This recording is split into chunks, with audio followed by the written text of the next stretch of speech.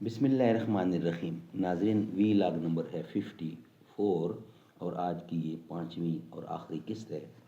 ذرا ذرا دہر کا پابستہ تقدیر ہے، زندگی کے خواب کی جامی یہی تعبیر ہے.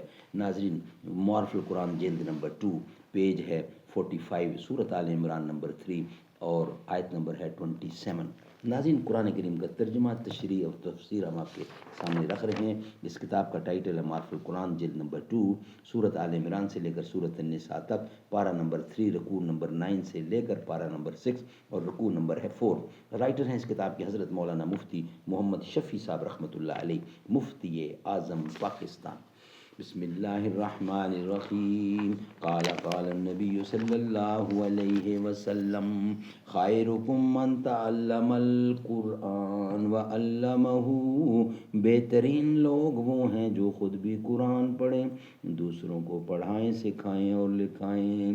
تھی فرشتوں کو بھی حیرت کہ یہ آواز ہے کیا، عرش والوں پہ بھی کھلتا نہیں یہ راز ہے کیا. تاثر عرش بھی انسان کی تگ و تازہ ہے کیا، تگ و تاز ہے کیا. آگہی خاک کی چٹکی کو بھی پرواز ہے کیا. غافل آداب سے مکان زمیں کیسے ہیں، شوخ و گستاخ یہ پستی کے مقیم کیسے ہیں. وی لاگ نمبر 54 اور آج کا 5واں یعنی قسط نمبر 5. ذرا ذرا دہر کا پابستہ تقدیر ہے، زندگی کے خواب کی جامی یہی تعبیر ہے.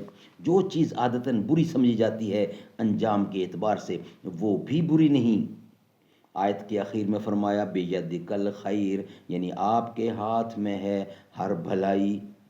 شروع آیت میں چونکہ حکومت دینے اور واپس لینے کا نیز عزت اور ذلت دونوں کا ذکر تھا، اس لیے بظاہر مقتضائے مقام یہ تھا کہ اس جگہ بھی بیدک الخیر والشر کہا جاتا، یعنی ہر بھلائی اور برائی آپ کے ہاتھ میں ہے. لیکن اس آیت میں اس جگہ صرف لفظ خیر لا کر ایک اہم حقیقت کی طرف اشارہ کر دیا ہے، وہ یہ کہ جس چیز کو کوئی شخص یا کوئی قوم برائی یا مصیبت سمجھتی ہے وہ اس خاص قوم کے لیے گو تکلیف و مصیبت ہوتی ہے. لیکن اگر گہری نظر سے دیکھا جائے تو مجموعہ عالم کے اعتبار سے وہ برائی نہیں ہوتی. قوموں کے عروج و نزول اور اس میں مصائب کے بعد فوائد کی تاریخ پر نظر ڈالی جائے تو عربی کے مشہور شاعر متنبی کا یہ مصرع ایک زندہ حقیقت بن کر سامنے آ جاتا ہے.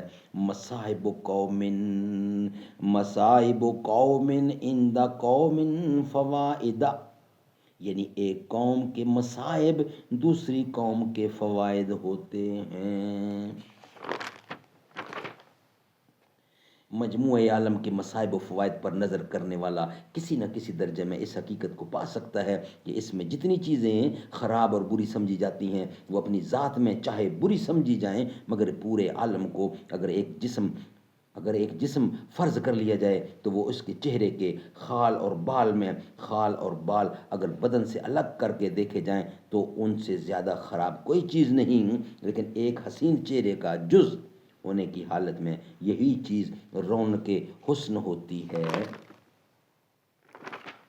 خلاصہ یہ کہ جن چیزوں کو ہم برا کہتے ہیں وہ برا سمجھتے ہیں، جن چیزوں کو ہم برا سمجھتے ہیں، برا بھلا کہتے ہیں اور برا سمجھتے ہیں، ان کی برائی جزوی ہے اور خالق کائنات اور رب العالمین کی نسبت اور مجموعہ عالم کی مصلحت کے اعتبار سے کوئی چیز شر یا خراب نہیں. کسی نے خوب کہا، نہیں ہے چیز نکمی کوئی زمانے میں، کوئی برا نہیں قدرت کے کارخانے میں. ناظرین، یہ ویلاگ ہمارا یہاں کمپلیٹ ہوا. نیکسٹ ویلاگ کے ساتھ حاضر ہوں گے. آج کی 5 قسطیں کمپلیٹ ہوئی ہیں، یعنی کہ یہ جو ویلاگ تھا یہ تھا 54 54. حسین قرآن کے ہیں وہ قاری جو نو کے نیزے پہ چڑھ کے بولے سوا خدا کے نہ سر جھکانا، دیا جہاں کو پیغام ایسا کسی کے آگے نہ سر جھکانا، دیا جہاں کو پیغام ایسا جو غمزدوں کو گلے لگا لے، بروں کو دامن میں جو چھپا لے، اے دوسرا کون اس جہاں میں، ہے دوسرا کون، ہے دوسرا کون اس جہاں میں سوائے خیر الانام ایسا، در نبی پہ یہ عمر بیتے، وہ مجھ پہ لطف دوام ایسا، وہ مجھ پہ لطف دوام ایسا، مدینے والے کہیں مقامی، وہ ان کے در پہ قیام ایسا۔